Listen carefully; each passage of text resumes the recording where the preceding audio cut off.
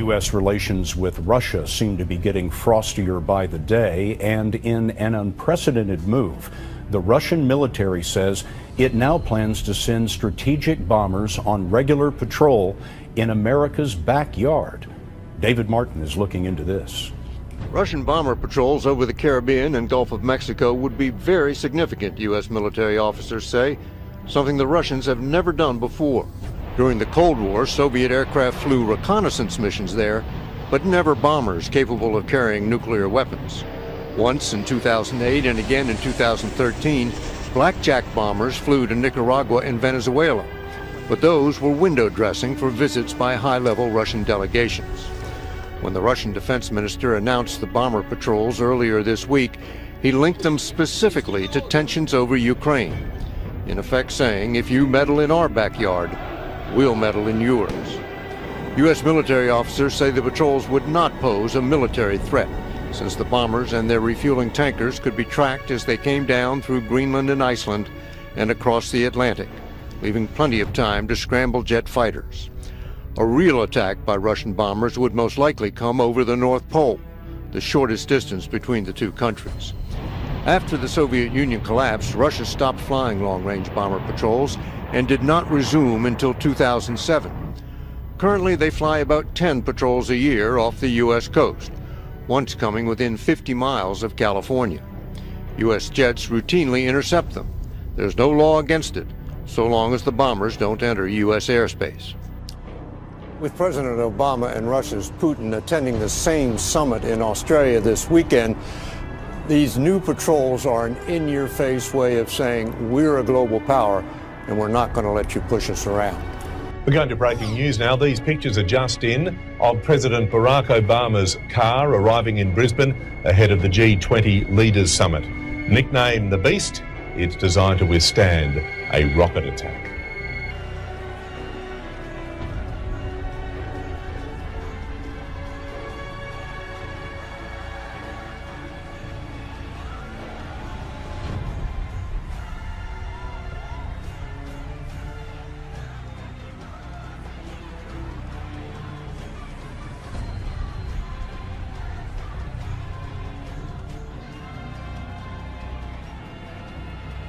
But tidings out of the east and out of the north shall trouble him. Therefore he shall go forth with great fury to destroy and utterly to make away with him. And he shall plant the tabernacles of his palace between the seas in the glorious holy mountain. Yet he shall come to his end, and none shall help him.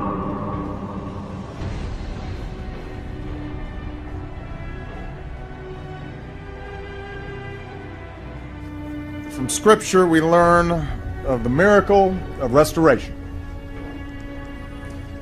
You who have made me see many troubles and calamities will revive me again. From the depths of the earth you will bring me up again. You will increase my greatness and comfort me again. A top NATO commander says Russian tanks and troops are moving into eastern Ukraine. Moscow denies those claims. The development comes after Russia announced new Air Force training exercises near United States borders. David Martin is at the Pentagon with the military's response. David, good morning. Good morning. When Russia's defense minister announced plans for these new long-range bomber patrols, he linked them specifically to tensions over Ukraine, telling the U.S., in effect, if you meddle in our backyard, we'll meddle in yours. The announcement of the new patrols comes just as President Obama and Russia's Putin are set to attend the same summit this weekend in Australia. Both men surely know having bombers circle around to the south of the U.S. doesn't make much military sense. The bombers and their refueling tankers could be tracked all the way across the Atlantic, leaving plenty of time to scramble interceptor jets. Benjamin Friedman is a research fellow at the Cato Institute. Politically, it's important. It shows that Russia's trying to sort of show its relevance and poke its finger in the U.S. eye and say, look, we're still here, we still matter, we're something you have to deal with and plan for. There's no indication yet when these new patrols would begin or how often they would be conducted. With dramatic pitches and steep banks, China shows off its next-generation fighter plane. This is the J-31, a stealth fighter. It can come in, as the U.S. has stealth fighters, stealth bombers, come in a full-up radar environment and not be detected. Analysts say this jet could be designed for mid to low altitude attacks and may be deployed from an aircraft carrier. The J-31 looks stunningly like a late model American stealth fighter, the F-35. It's been pretty clear, and I think the U.S. government has been pretty clear in making its claims, which I have no reason to doubt, that Chinese hackers have been targeting defense contractors, U.S. government facilities, and others. Several published reports say the Chinese got the blueprints for the F-35 through a cyber assault on a contractor for Lockheed Martin and built their fighter jet with the same specs. The Chinese have denied that. China tested the J-31 right as President Obama was in Beijing for the Asia-Pacific Summit. It comes on the heels of China christening its first aircraft carrier, sending ships to islands whose territory has long been disputed. Analysts say this isn't about confronting America militarily, but about reducing U.S. military influence in its neighborhood. What the Chinese military is trying to do is to be able to put their military out further from China, out into the Pacific, in the air, under the sea, and on the sea, in order to deter others from coming too close to China. It's also about prestige. It's also about the status of China. It's also about using platforms like aircraft carriers to perform what's called military operations other than war, humanitarian relief, that kind of thing. The United States uses its aircraft carriers for that purpose quite a lot. China now flexing more military muscle. One of these two powers is going to be so concerned someday with projection of power in the Pacific that it's going to overreact in a crisis, or that it might escalate what seems now to be an arms race. Lurking in the freezing waters off Sweden last month, a hidden danger. This was a major hunt launched by the Swedish Navy to find a suspected Russian submarine off their coast. The Swedes said they would force it to the surface if they could find it. They couldn't. But it's one of a growing number of potentially explosive incidents that one London-based think tank says is putting the Kremlin on a collision course with the West. Our report singles out 11 serious incidents. Here we are talking about the aircrafts flying really close to each other. We are talking about harassment of warships. We are talking about simulated attacks conducted by the Russian fighters against targets in Sweden, Denmark, and the United States. The report, called Dangerous Brinkmanship, says a mix of more aggressive Russian posturing and readiness of Western forces to show resolve is increasing the risk of escalation. As well as the 11 serious incidents, the report also details 3 high-risk ones, which in its view carried a high probability of causing casualties. One was the submarine search, another was a narrowly avoided collision between an SAS civilian airliner taking off from Copenhagen and a Russian reconnaissance plane. SAS have confirmed to CNN the incident took place last March. The third high-risk incident, says the report, was the abduction of an Estonian intelligence officer shortly after President Obama visited the country, a NATO ally, in September. Moscow says he was arrested for spying on Russian soil. Of course, even if such incident happens, it doesn't lead automatically into a full-blown war. The problem is that we have less and less direct contact between the militaries on the both sides. If we don't have this kind of established channels of communication, even one incident can simply lead to an escalation that neither of the sides really want. It may not be a new Cold War with Russia, not yet, but the risk of miscalculation has echoes of that much more dangerous time. Russian forces on the move again into eastern Ukraine. Preparations, Ukrainian officials tell CNN, for a new offensive by pro-Russian separatists. We have seen columns of Russian equipment, primarily Russian tanks, Russian artillery, Russian air defense systems, and Russian combat troops entering into Ukraine. And NATO says they've observed something even more alarming. Russian warplanes capable of carrying nuclear weapons deployed to Crimea, annexed by Russia illegally earlier this year. If confirmed, the step could violate multiple international treaties. We see forces that are capable of being nuclear that are being moved to Crimea. Whether they are or not, we do not know, but they do have the kind of equipment there that could support that mission. Russia's foreign ministry immediately denied the claims, calling them, quote, unfounded. The new weapons, accompanied by renewed fierce fighting between Ukrainian forces and separatists, has all but ended a brief, shaky ceasefire. Expressing alarm in both public and private, Ukrainian officials say they are now preparing to fight. We expect unexpected actions from them. I see it as our main task to prepare for military action. Today, at a UN Security Council session on the situation in Ukraine, Ambassador Samantha Power condemned Russia's actions. Russia has negotiated a peace plan and then systematically undermined it at every step. It talks of peace, but it keeps fueling war. As security is ramped up for the G20, defence chiefs are closely monitoring a convoy of Russian warships just outside Australian waters. The government says it has known about their movements for some time and admits it's unusual. A daisy chain of world leaders, arm in Myanmar, a symbol of unity. But Tony Abbott at one end and Russian Prime Minister Dmitry Medvedev at the other, a symbol of division, as a group of Russian warships steams closer to Australia. Certainly it is unusual for Russian naval elements to be in Australian waters. Unusual, not entirely unprecedented, but unusual. Defence sources say the 4 Russian ships led by the guided missile destroyer Varyag are moving south-southeast, skirting Australian territorial waters. The frigates HMAS Stuart and HMAS Parramatta are flanking them, and P3 Orions are flying regular sorties from Townsville, tracking their movements. That's what we do. When warships are approaching Australia, we keep them well monitored. A Russian embassy spokesman said they would not enter Australian waters. We stick to the rules, nobody wants conflict. He described it as a routine exercise, but an admission.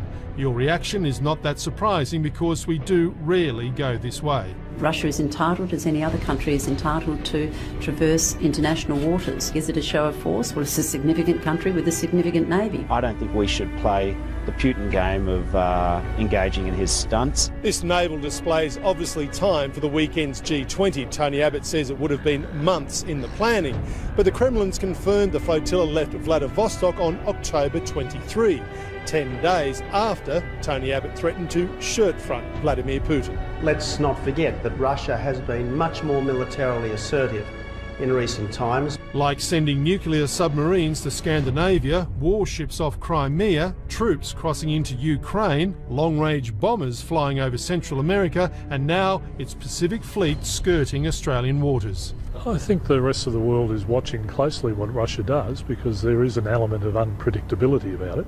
And this week, the world's watching the G20 in Brisbane.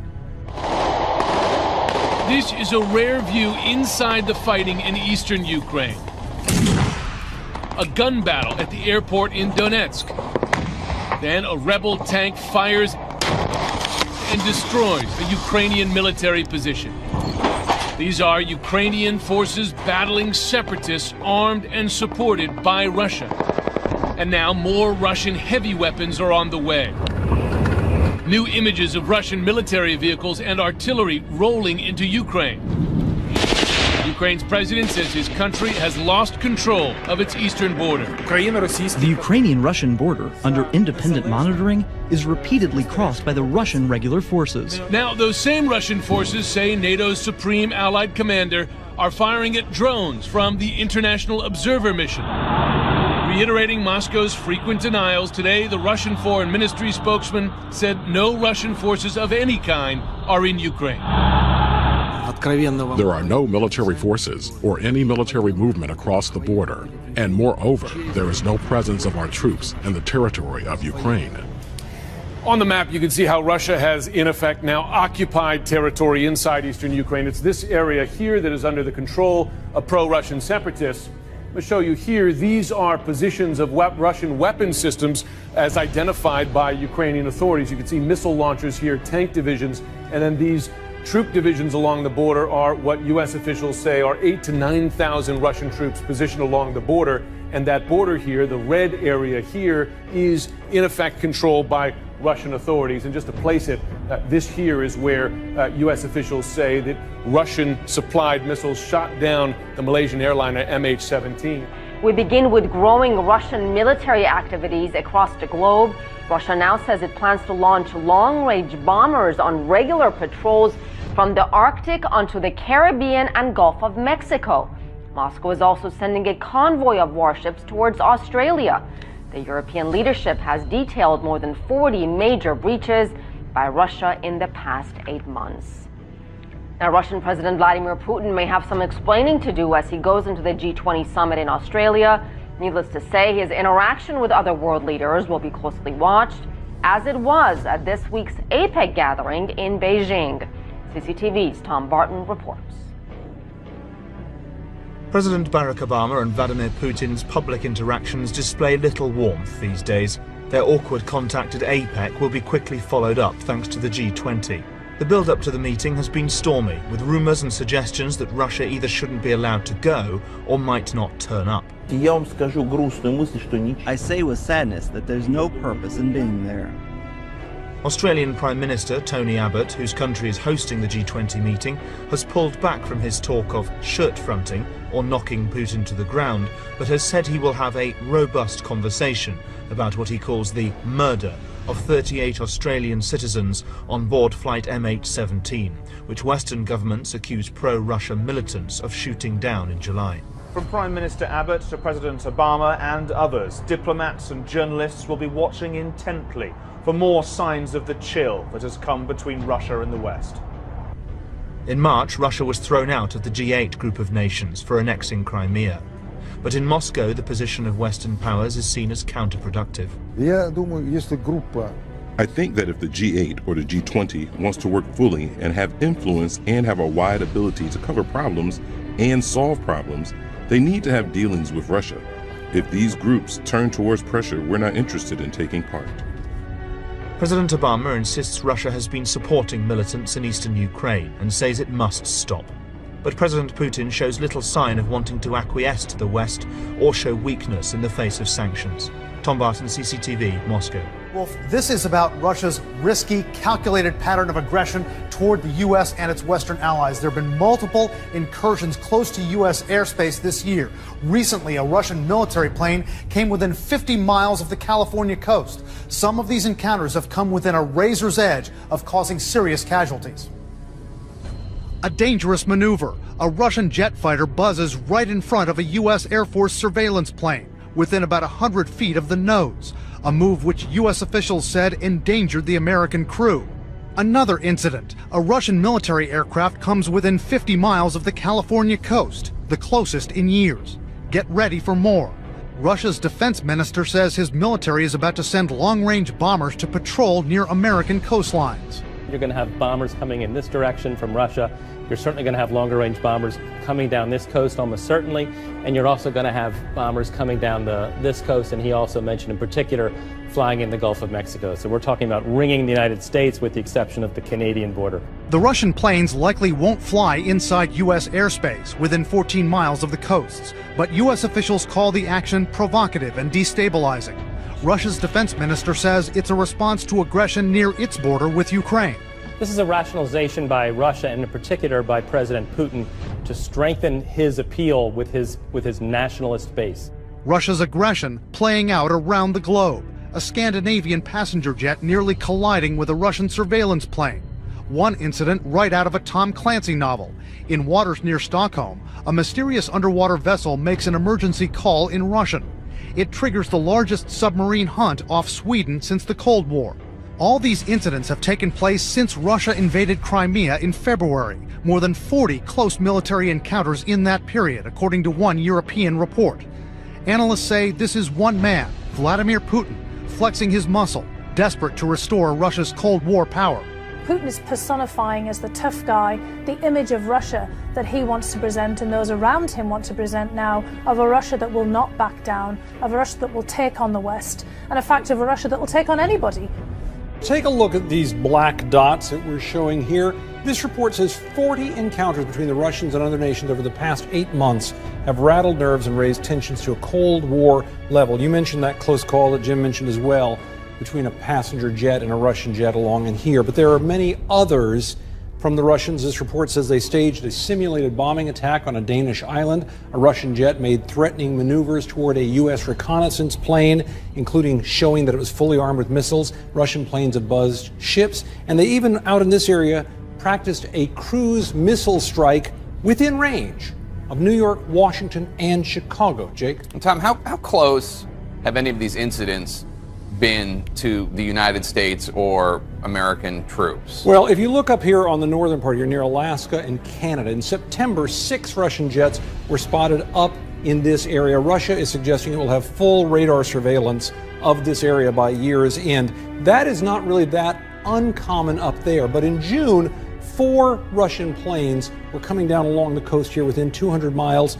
2 of them went all the way down here to within 50 miles of the coast of California. That's the closest they've been since the Cold War. They were intercepted by U.S. F-15s. That's just short of U.S. airspace. And such incursions are not unheard of, but they're becoming more common, and this was the closest one in about 2 years, Jake. Well, what kind of planes are we talking about? What kind of planes do the Russians even have in their arsenal for these types of flights? For some missions, Russia is using fighter jets along with refueling planes, as Jim just mentioned, but the big piece of equipment on the scene is this. It's the Tupolev 95, nicknamed the Bear by NATO. This plane grew out of the Cold War in the 1950s, way back then. It is a turboprop, so it looks antique compared to modern bombers like the Stealth, but it's a serious weapon. Just take a look at some of the things that it has going for it here. If you go into this plane, you have a maximum speed of almost 600 miles an hour. It has a range for missions of well over 5,000 miles. It can carry 11 tons of ordnance, including cruise missiles and nukes. And like U.S. long-range bombers, it is designed for big impact precision strikes. Of course, more Russian planes and ships could increase the chances of a potential run-in with our own military. What if there's a mistake? This week, a European watchdog group reported a dramatic rise of encounters between Russian forces and NATO forces.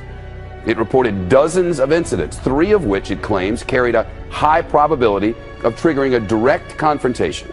One of them a reported near crash between a Russian spy plane and a passenger jet. So none of this is routine stuff, and Vladimir Putin is in uncharted territory. Jennifer Griffin's on Fox Top Story at the Pentagon this afternoon. It's one thing to flex your muscle, Jennifer. It's another to put, well, the whole world in jeopardy.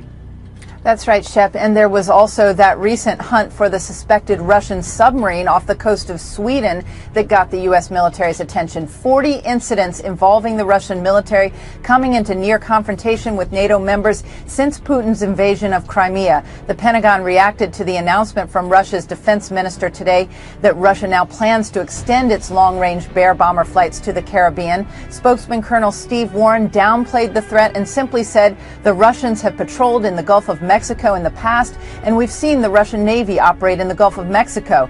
These are international waters. One obstacle for Russia is refueling. That's why Russia's military is in talks with Cuba and Venezuela for air basing rights. Pentagon officials don't see the move as a serious threat, but it is a reminder that Putin is trying to make his military more visible and more assertive. In fact, last September, Russian Bear bombers, those strategic bombers that can carry nuclear weapons, reportedly practiced cruise missile strikes against the U.S. Shep. Jennifer Griffin at the Pentagon. Jen, thanks so much. Let's dig deeper on this. Foreign Affairs columnist and author Gordon Chang is with us on the news deck. What's he doing? I think what he's trying to do is he's saying to the rest of the world, look, I can do whatever I want. The United States can't stop me. I've got a new friendship with the Chinese. They're going to finance what I'm doing. So I'm going to grab what I want. And that's clearly Georgia, Ukraine, Eastern Ukraine. You know, it's awful. But why does he's doing it because of his own economic situation? Well, I think so, because last year the Russian economy grew 1.3%, which was below every estimate. This year it's going to 0.5% growth, and that was before the recent plunge in oil prices, which is bringing oil prices to a 3-year low. And Russia depends on selling hydrocarbons to Western Europe and now to the Chinese. So what advantage does it give him to take over other countries and fly his bombers in the Gulf of Mexico? Well, Putin has always said that he was going to reassemble parts of the Soviet Union that he felt were taken from Russia unfairly at the end of the Cold War. So clearly right now he is going to do that while the United States is certainly distracted in a number of other areas, and the Chinese are going to finance him because they have just signed up a major oil and gas deal. And this is going to be important for Putin because now he's going to have the money to fly those bombers in the Gulf of Mexico. This probably sounds very deja vu-ish to some of our viewers because under Reagan, it was so similar.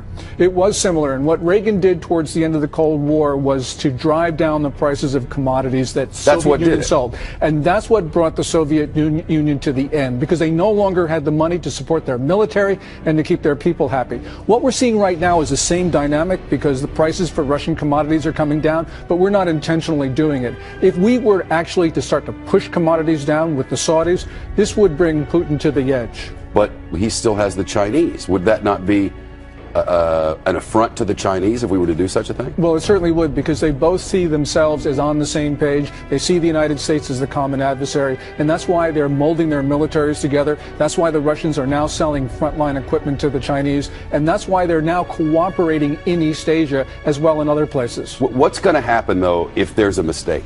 If there's an accident between one of these throwback bombers of the Russians and something we're flying around? Well, you know, we saw this during the Cold War when there were a number of near misses, and, you know, we were very fortunate to get through that. We got lucky. We got lucky.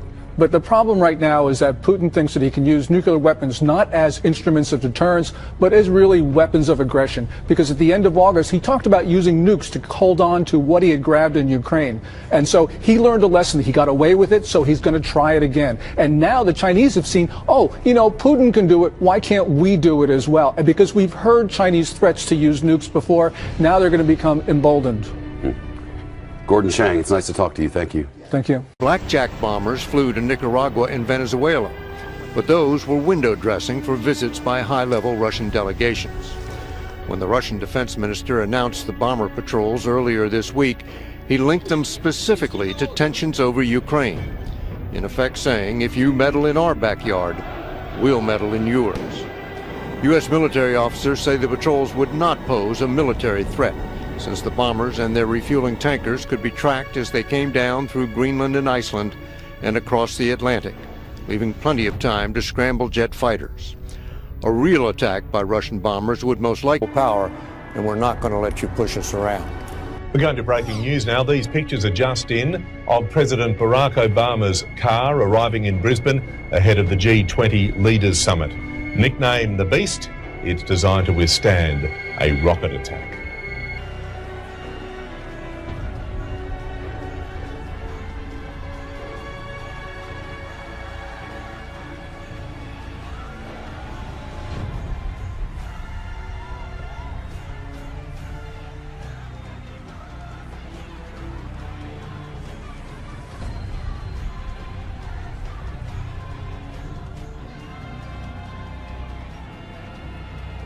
But tidings out of the east and out of the north shall trouble him. Therefore he shall go forth with great fury to destroy and utterly to make away with him. And he shall plant the tabernacles of his palace between the seas in the glorious holy wood. Yet he shall come to his end, and none shall help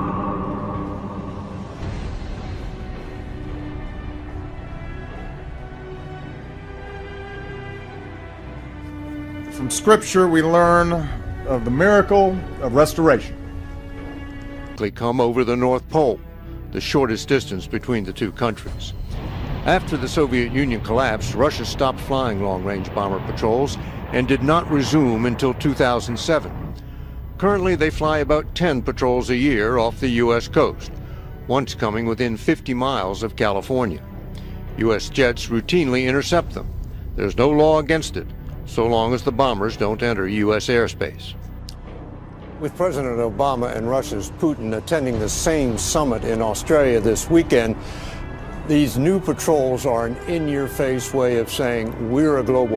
U.S. relations with Russia seem to be getting frostier by the day, and in an unprecedented move, the Russian military says it now plans to send strategic bombers on regular patrol in America's backyard. David Martin is looking into this. Russian bomber patrols over the Caribbean and Gulf of Mexico would be very significant, U.S. military officers say, something the Russians have never done before. During the Cold War, Soviet aircraft flew reconnaissance missions there, but never bombers capable of carrying nuclear weapons. Once in 2008 and again in 2013,